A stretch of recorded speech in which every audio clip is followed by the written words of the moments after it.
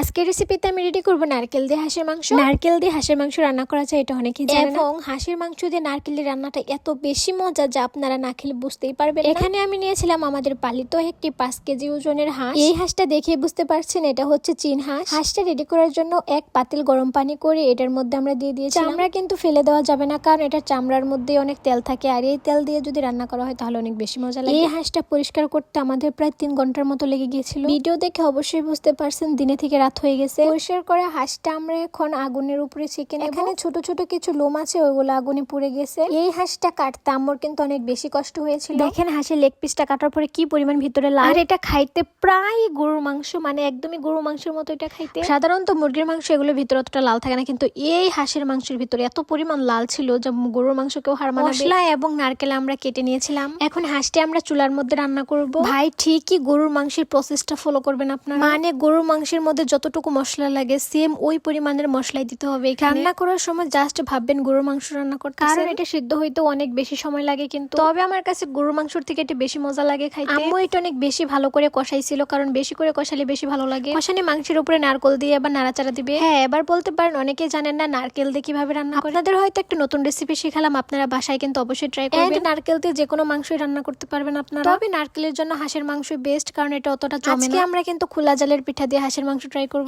কি পরিমাণ যে ইয়াম্মি হয়েছে, না খাইলে বুঝতেই পারবেন না।